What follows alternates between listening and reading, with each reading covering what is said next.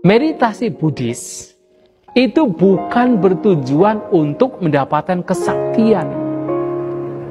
Bukan bertujuan supaya kalau saya meditasi kemudian bisa menghilang. Supaya kalau saya meditasi saya bisa melihat makhluk.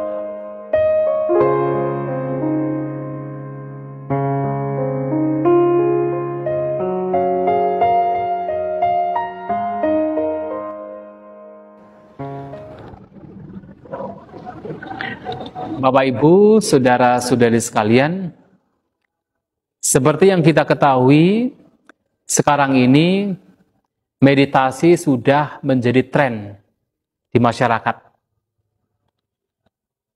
Tidak hanya meditasi yang diklaim sebagai meditasi Buddhis, tetapi juga ada berbagai jenis meditasi lainnya menyebar di masyarakat. Sehingga pada saat kita mempraktekkan meditasi, terkadang kita bingung, mana meditasi Buddhis, mana yang bukan meditasi Buddhis. Apalagi di kalangan umat Buddha sendiri juga banyak metode, banyak teknik pengajaran meditasi. Oleh sebab itu kita harus tahu mana yang Buddhis, mana yang bukan Buddhis. Untuk mengetahui atau menengarai ini meditasi Buddhis dan ini bukan, tentu kita harus berpatokan pada kitab suci agama Buddha, yaitu pada Tipitaka. Kalau meditasi tersebut sesuai dengan Tipitaka, maka itu adalah meditasi Buddhis. Tetapi kalau meditasi tersebut ternyata menyimpang dari apa yang diajarkan Sang Buddha yang terdapat di Tipitaka, maka itu bukan meditasi Buddhis. Nah, yang pertama yang harus kita ketahui bahwa tujuan dari meditasi Buddhis tidak lain adalah untuk melenyapkan kotoran batin. Tujuan meditasi Buddhis tidak lain juga adalah untuk merealisasi pembebasan dari segala bentuk duka, dari segala bentuk penderitaan yang merupakan hasil dari lenyapnya kotoran batin. Oleh karena itu, meditasi Buddhis bertujuan yang pertama bukan untuk sekedar mencapai jhana. Harus diingat, jhana itu bukan tujuan utama ketika seseorang mempraktikkan meditasi yang diajarkan oleh Sang Buddha. Kalau memang jhana adalah tujuan utama bermeditasi seperti yang diajarkan oleh Sang Buddha, bahkan ketika Sang Buddha sebagai seorang bodhisattva, sebagai seorang petapa, belum menjadi Buddha, juga sudah mencapai jhana. Tetapi beliau meninggalkan praktek pencapaian jhana yang diperoleh dari dua gurunya, yaitu Alara Kalama dan Udakarama Buddha, kemudian mencari cara untuk membebaskan dirinya dari penderitaan. Dan jhana itu bukan menjadi tujuan utama. Tetapi, walaupun ini bukan menjadi tujuan utama, pencapaian jhana itu juga masih dianjurkan oleh Sang Buddha. Karena jhana juga membantu, mendukung seseorang dalam upaya untuk melenyapkan kotoran batin. Tetapi ini bukan menjadi tujuan utama. Kalau jhana menjadi tujuan utama, malahan pencapaian jhana tersebut bisa menimbulkan pandangan salah.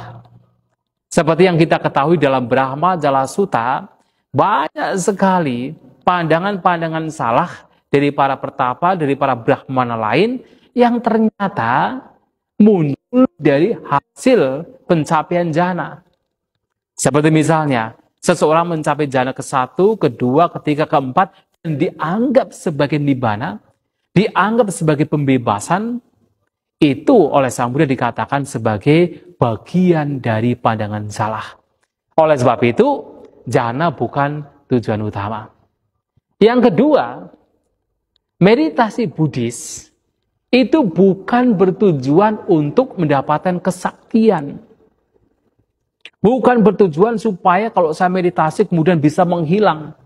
Supaya kalau saya meditasi saya bisa melihat makhluk halus, bisa melihat dewa, bisa melihat Brahma. Tidak.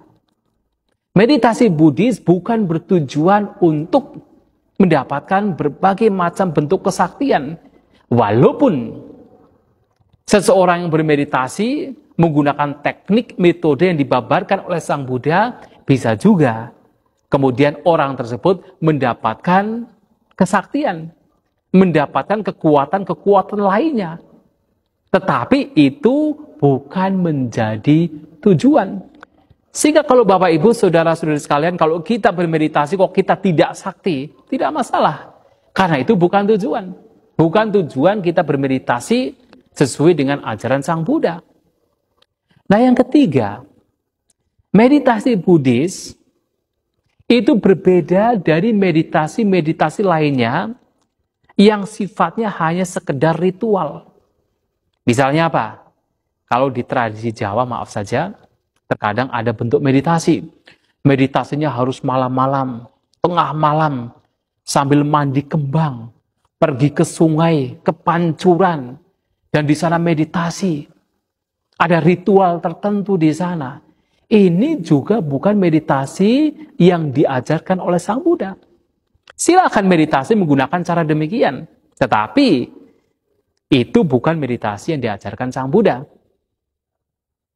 Dan juga yang keempat, meditasi Buddhis itu bukan bertujuan supaya kita bisa berkomunikasi dengan kekuatan lain. Misalnya apa? Supaya kita bisa berkomunikasi dengan roh yang murni, roh yang suci.